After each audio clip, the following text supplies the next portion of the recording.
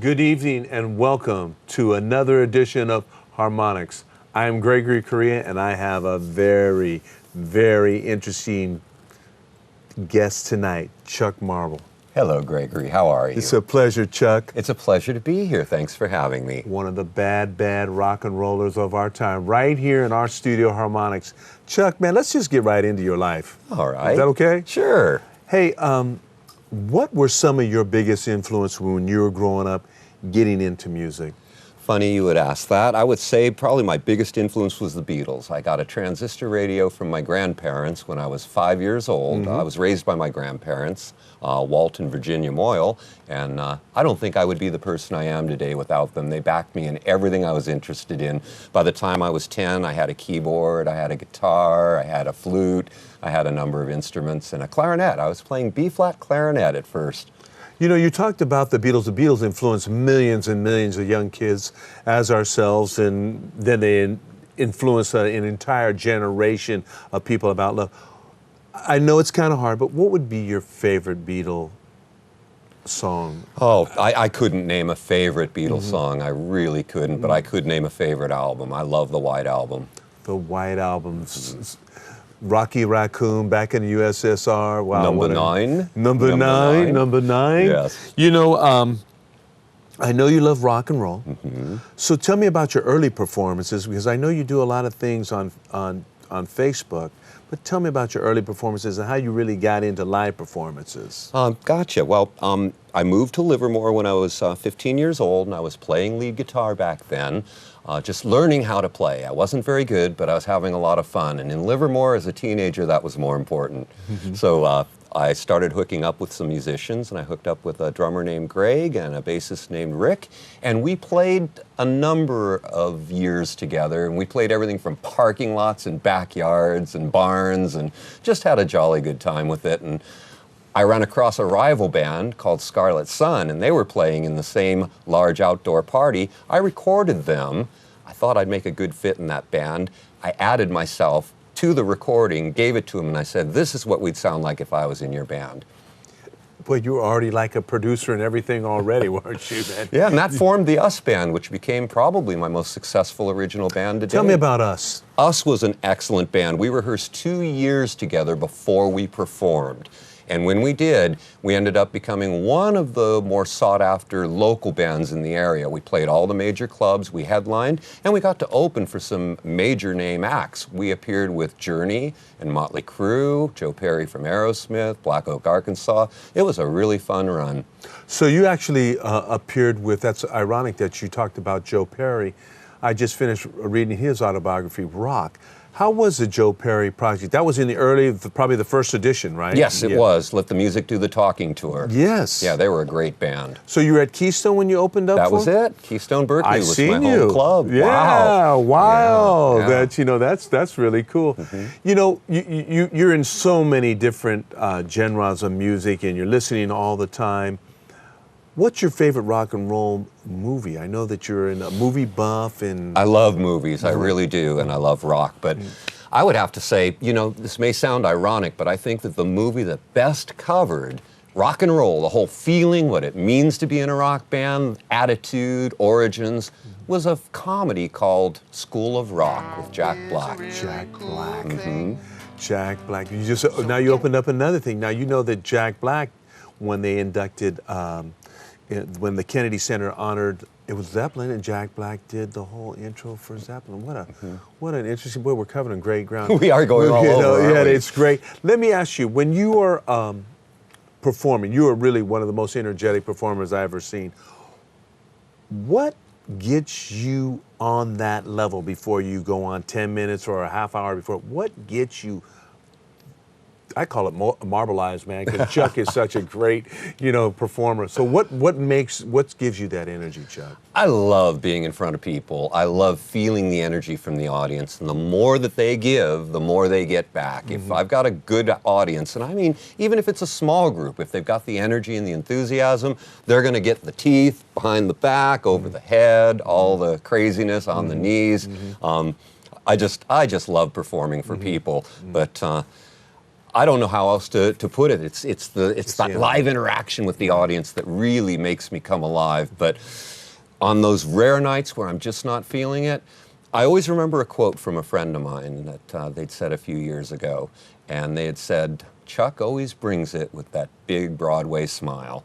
And whenever I'm not feeling it, I remember that quote and it just gets me going. Who was that from? That was a gentleman named Gregory Correa. Wow, Chuck, we do have a lot of history. Let me ask you, what are some of your instruments? What is your instruments that you like to play on? Tell me some of your setup. Let's first talk about the setup, and then we'll go into your guitars. Tell me your setup, your normal setup. I love electronics, and Yes. throughout the 70s and 80s, I was one of the few players in the area that was using extensive synthesizers, sequencers, and electronic devices, along with my lead guitar. Now I've got it set up to where my guitars all have Roland GK2A pickups in them, so I can drive any of my keyboards and synthesizers off of my guitar. It's basically Robert Fripp's setup from King Crimson, and it's a lot of fun. Right. I can sound like a violin or a cello or a nuclear explosion or a jet aircraft coming off my guitar. Wow. So that's your setup.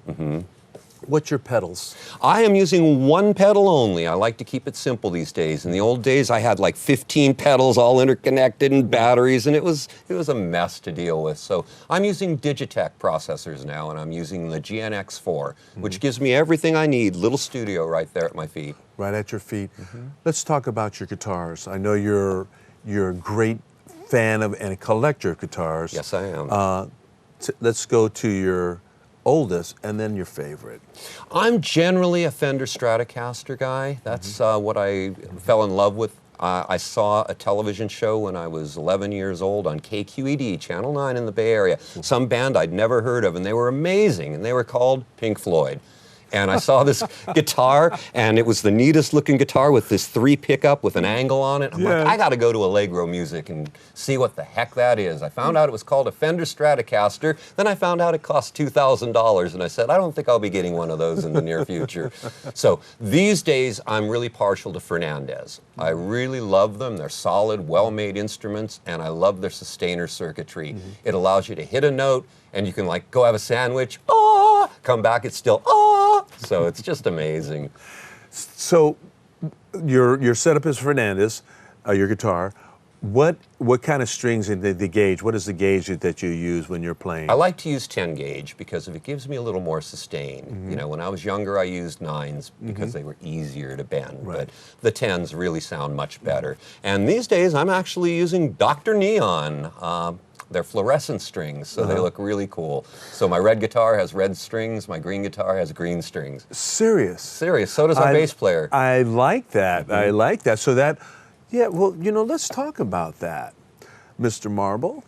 You have an announcement to make, and it's kind of nice that you're actually making it on my show. Tell me about what's going on right now. Gotcha. Okay. I'm in 2 bands at the moment. One of them is a fun covers band from the Central Valley called Shattered Glass, and we're kind of like a rock and roll circus. We are just crazy, just tons of fun. We wear wigs and do costume changes and have guests come up. And then I've put together a very serious band, one that's been a vision of mine for a number of years, and I've spent almost a year putting this together, and I'm really happy with the lineup. We had a contest on Facebook to try and name the band. We had over 500 suggestions.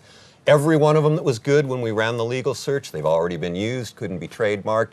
So we went through 1,000 names, finally picked the name, and we are ready to announce it. And the band is Sextant. Sextant is a scientific instrument, not sex, don't get the wrong idea. And it's an instrument that's been used for navigation for hundreds and hundreds of years. Some of the greatest discoveries on Earth have been made using sextants. They use the stars to navigate. So is that a part of the logo, maybe, or? No, but I do like the logo. The logo is a play off of Spinal Tap. That's why I've got the umlaut over the end. Okay, all right. So you're set up, and you're going to be performing rather soon. Yes. And so you're going to be performing throughout the Bay Area, Northern California, wherever when you Wherever get your it takes us. That's right. That's right. So what kind of music are you actually doing, the band? Modern melodic hard rock, the kind of music that I just plain love. If I were to try to give an example, kind of things like Nickelback, Linkin Park, Korn, really progressive but still danceable and something you can groove to. So you guys are writing your own material? We're working on original material. We're going to be a hybrid band. We're going to do covers that you know, and we're going to do originals that you don't know, but you will know. There you go. So when you're writing, and I know you write, Yes. what inspires you to write music? Or better yet, let's be a little more general. What does rock and roll mean to Chuck Marble? To me, rock and roll means fun. I have just loved rock all my life. I've had some of the best times in my life either watching rock and roll or performing rock and roll or listening to rock and roll. And so rock and roll to me always means fun. But I've also enjoyed that rock and roll has often had a lot of messages to it. And I love that too. So we're playing one protest song right now, and I love protest songs. So, Me too. yeah, so we'll Street probably be Fighting writing Man, some. you know, yes. you know, Street Revolution, Fighting Man, yeah. you got it. You know, Chuck, growing up in the music scene, who were some of your early influences as a guitar player? And I know you named a few people, Pink Floyd, etc. Who was like, name me a couple guitar players that actually influenced your own style. No question about it. Jimi Hendrix, David Gilmour, Ritchie Blackmore, and is there anyone else I'd like? Jimmy Page, I would say. And, of course, Robert Fripp, the king of technology. Yeah, you know what? You know, you're really into the technology thing with blending the music. So we're gonna challenge that a little bit, and then channel that into, you are really into science. Yes, I am. Let's talk about your affiliation with different groups of people. Tell me all about that historical thing that incorporates in your music also. I've just loved science and technology all my life. NASA and I were born the same year. In fact, we were born 3 months apart. So I followed NASA all of my life. And to my surprise, about 15 years ago, they approached me and asked me if I'd like to be an ambassador, a public relations ambassador for NASA. What a great move. And I did that for 8 years. It was a non-paid position, but I got to travel to their facilities, got to tour privately through the Kennedy Space Center, the Johnson Space Center, and my favorite, the Jet Propulsion Laboratory in Pasadena. And I've done hundreds of public presentations on space science over the years, and rocketry and astronomy. Just love it. You know, talking about that, so you were talking about, that's interesting. Your name of your band is about navigation, navigating through, through our clubs or nightclubs that we do. Are you guys going to, since it's a new band, and tell me who's in the band. Give me a background of the players that are in the band. We have a great lead singer named Chris Michaels, one of the best singers I have ever come across, and he's a good businessman too, which is really helpful. And we have a drummer that is been around the Livermore area for quite a while in bands like Slack and Loader and Big Red Beaver. His name is John Holm, very good drummer, very serious about his craft. And we have a bass player named Channing Heath that is just a fun guy. And that guy, you'll see him anywhere and everywhere there's music, there's Channing. There it is. Channing is he has a light about him. He is in many ways, well, he's significant on our local scene. He is. He is definitely. He is a presence. He is a presence. Now, how do you incorporate your technology into the show, or how you guys are writing and going into your the hybrid? How you guys are incorporating all of this? Well, for the first time in 15, 20 years, I'm playing keyboards again. I'm still our lead guitarist, but I now have a keyboard set up on stage, and we're going to start integrating synthesizers into our music too. So there's going to be electronic edge to what we're doing. It's still going to be good driving hard rock, but I want it to be far more electronic than anybody's doing these days. It seems to me like rock really pushed synthesizers in the early days, late 60s, 70s. Right. Emerson, Lake, and Palmer. Yeah, Emerson, Lake, and Palmer. But these days, the only real modern use of synthesizers I hear is in electronic dance music.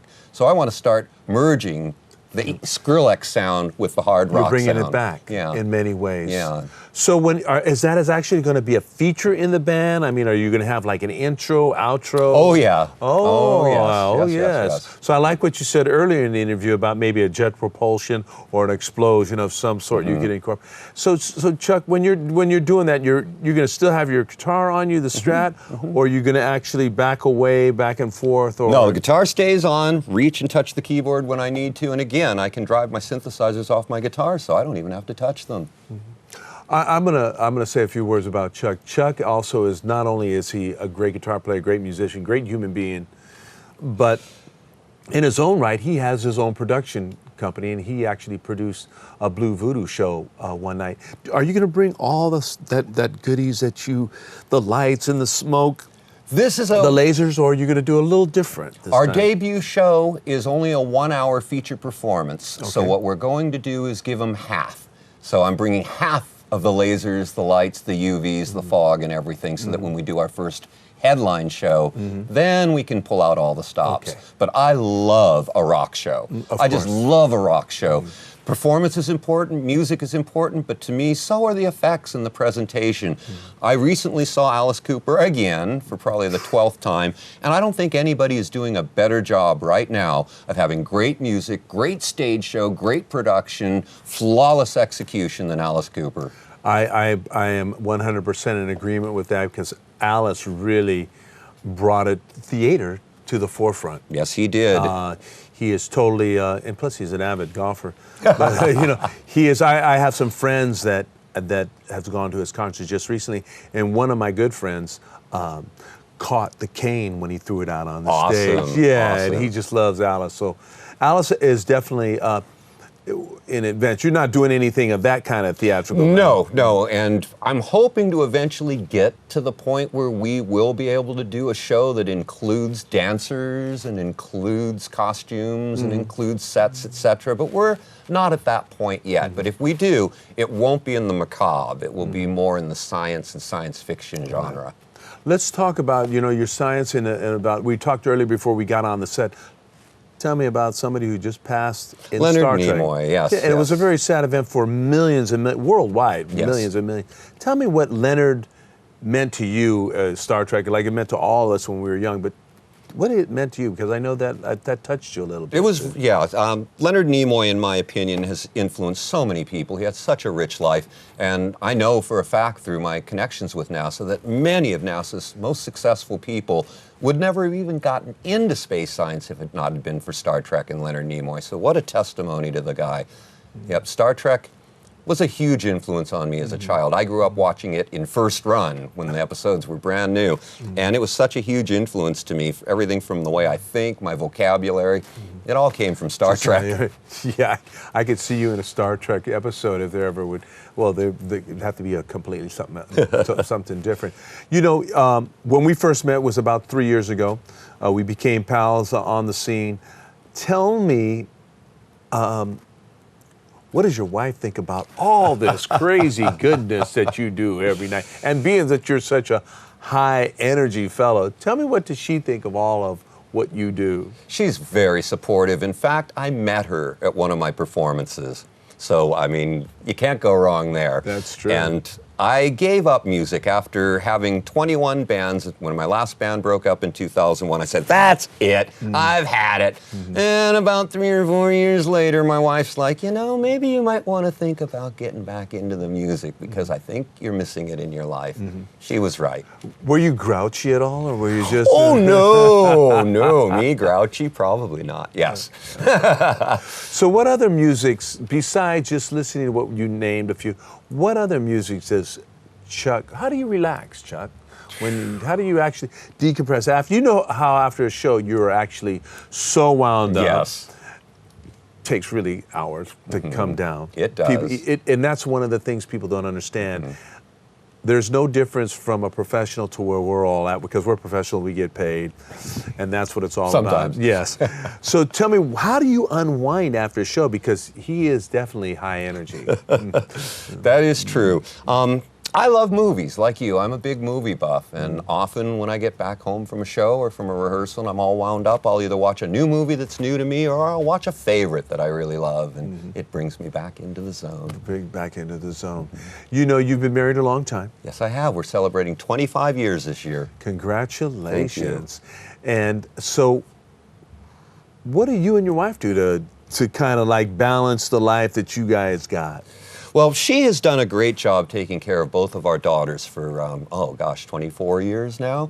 And I love my daughters, Eileen and Victoria, and they are just awesome.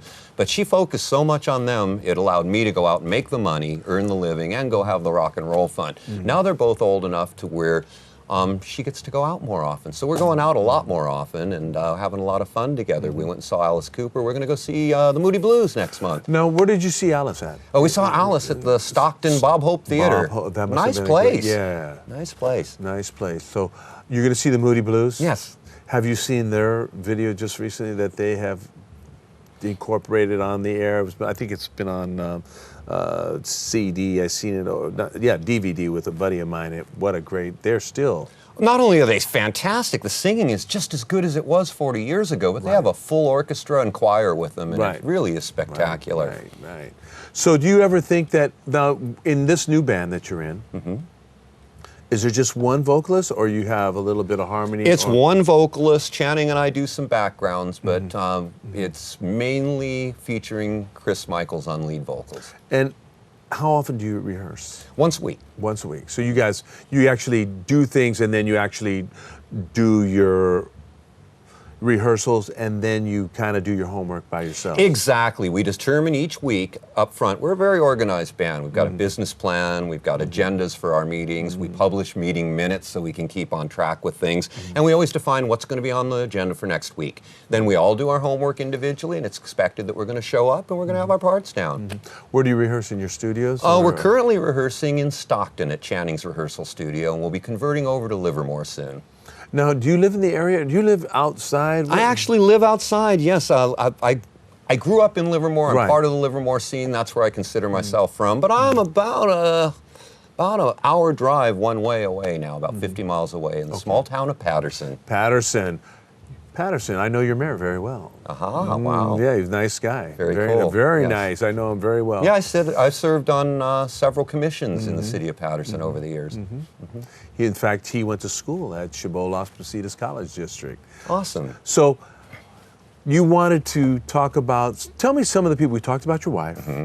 Tell me about your grandparents.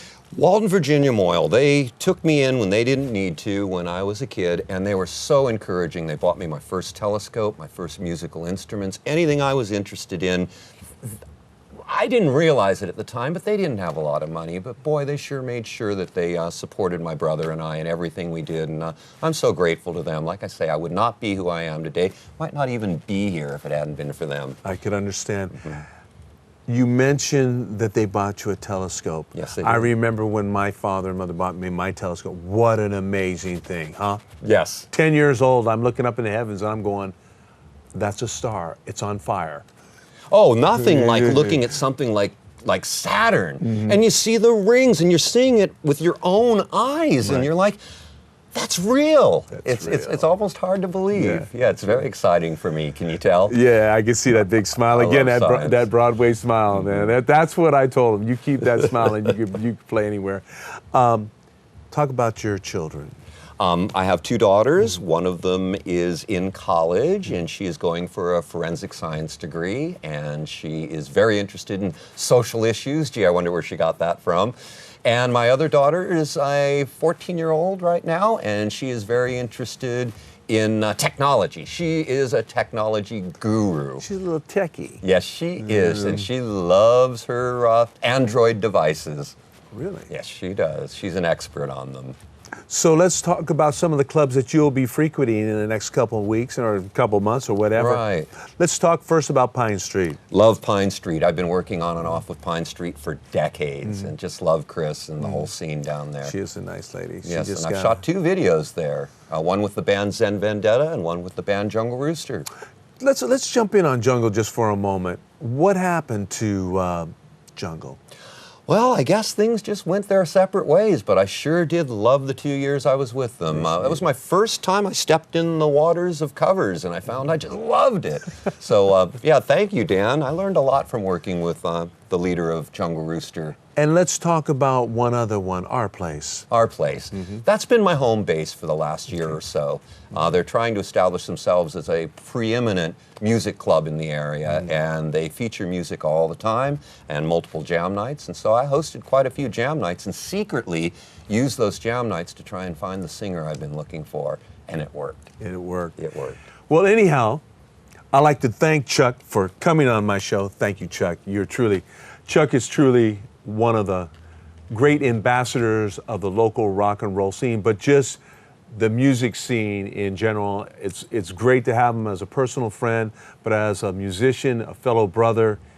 Check out his new band. And what's your new band again? Sextant, S-E-X-T-A-N-T. Make sure you catch them. They're going to be they're going to make a rumble in our local music scene. And as usual, I like to give a kiss out to all my friends and everybody. Peace and love to you, and good night. This is Gregory Correa from Harmonics. Good night, everybody. Peace.